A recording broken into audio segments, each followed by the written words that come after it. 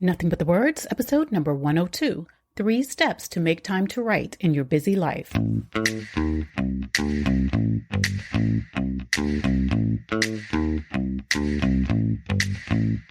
What if it's possible to finally write the book that's been on your mind for months or even years? Welcome to Nothing But the Words, the podcast that gives you tips, insights, and practical advice to write a transformative book in spite of all your doubts and fears.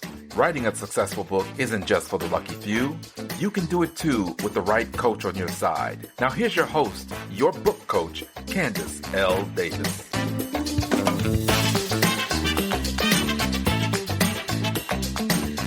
Hey there and welcome to Nothing But the Words. I'm your book coach, Candace L. Davis.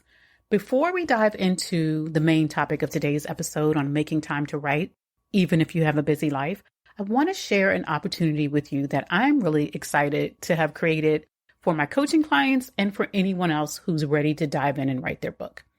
Several times a year, I take time out to shut out the world and just write. Sometimes I take a day and sometimes I take much longer, say a week or 10 days.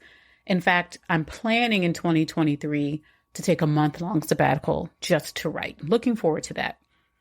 But I often recommend to my coaching clients that they do kind of the same thing while they're working on their books, set aside blocks of time to write. But especially when you're writing your first book, a huge block of time you're supposed to fill with writing can be a bit scary and intimidating to think about. How are you going to stay focused? What if you can't write when you get there in front of your computer or with your journal? How can you keep up your writing endurance without burning yourself out if you're writing for hour after hour? The solution is to start small and to not do it alone. Start with one day, not a month, and write in community and with a guide who can help you when you get stuck. This is why I created my one-day virtual writing retreat, so you can do all of that. I have been wanting to do this for some time. I've had people asking me to do it for some time, and actually, one of my friends and I, a brilliant author coach named Anita Henderson, we're planning to do a 3-day live and in-person writing retreat in 2020, just before the pandemic hit. So this is like my dipping my toe in to move back in that direction. So I opened the one-day virtual writing retreat first to my group coaching clients and Authors Ignited. Members of Authors Ignited, they get to attend for free. They don't have to pay anything for the retreat. It's part of their membership, and they even get to register a +1 at no additional cost. So if you have a friend in there, you might ask them to give you their +1. Now I'm actually opening the retreat for everyone. And I haven't decided what the limit is. It'll be a reasonable number of people in there. We're not going to have 100 people in the retreat. But we want to keep it as accessible to as many people as possible, though. And that's why the price is just $97 for the one-day virtual retreat. Check it out at CandaceLDavis.com/retreat. Okay, so let's dive into how you can make time to write when your life is super busy. I've been thinking a lot about time during and after my 8-week sabbatical over the summer, which I'm going to keep saying over and over was fantastic, even though it wasn't a vacation or anything like that. It was a health sabbatical. I was recovering from surgery, but there was something about just having time and space that I really, really want to encourage. Now, a lot of experts will tell you that if you aren't working on a project, say, for instance, you want to write a book, but you're not actually doing it, it's because that project is just not a priority for you. And I do agree that that's the case some of the time, but there's so many other reasons why people don't work on something that's a priority to them. With many of my coaching clients, I've found it's a bit more complicated than that. In fact, with most of them, your book is a priority, but it's one of many priorities that you're juggling. Now, don't get me wrong. I've definitely told my husband and my kids they were on their own for meals for a few weeks at a time while I raced to meet a deadline. So I very consciously shifted the priorities in my house. It was not a priority for me to be the maker of the meals during that time. But guess what? Nobody starved. Nobody was traumatized. My kids are fine. I think they're all grown up now. And if I could turn back time, yes, I would do it again. They're fine. They learned some independence. But there are also times when your long list of priorities weighs so heavily on you that it seems impossible to make time to write your book. I have been there. I've been there with my own writing, and I've been there with my clients and coaching them through that kind of circumstance. And here's what I have found. As long as you believe you don't have time to write, you will not have time to write. The first step to making time to write your book is to start to believe it's possible for you to make that time.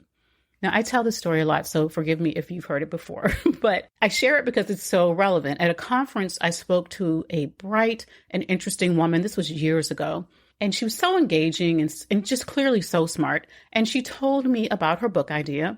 She was more than qualified to write it. I have no doubt she could do a great job.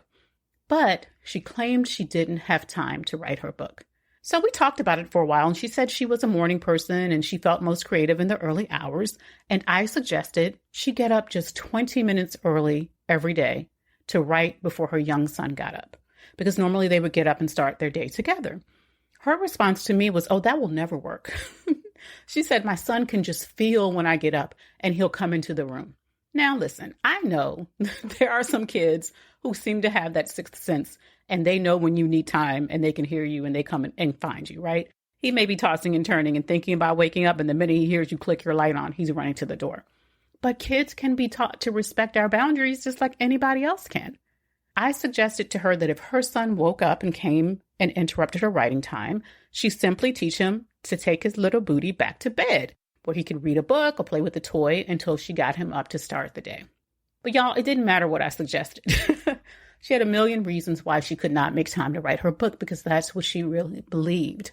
More than 10 years later, we're still social media friends, and she still hasn't written her book, or if she has, she's never mentioned it on social media. The fact is that she didn't believe she could make time to write her book, but you can. She could, and you can make time to write your book. How do you know this? Have you ever made time for any other project or priority which you thought wouldn't fit into your schedule, but somehow you managed to make it happen?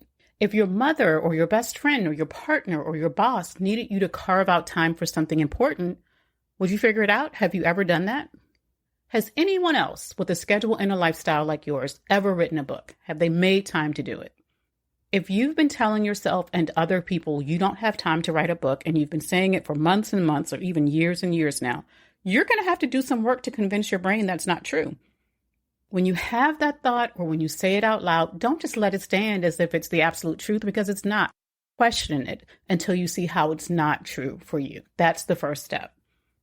The second step in making time to write your book is to let go of all the ideas you have of what you think that has to look like.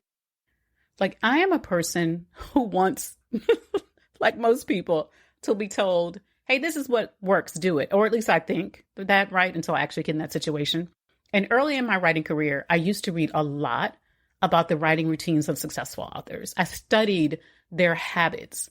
Maya Angelou went to write in a tiny hotel room every day for about 5 hours a day. Stephen King said that he wrote for about 4 hours a day. One of my mentors wrote in bed through the morning and early afternoon hours, and she wasn't done until she'd written at least 10 pages a day. I thought there was some right way that they did it, some magical secret, and I wanted that secret, right? I thought if I could just figure out their routine and drop myself into it, I too could write the dozens and dozens of books that they've written, or the award-winning books that they've written. In the end, after some time, I figured out that I really had to make my writing routine suit my personal schedule and my lifestyle. That has changed a lot over the years as my lifestyle has changed. When I first started writing books, I had small kids at home.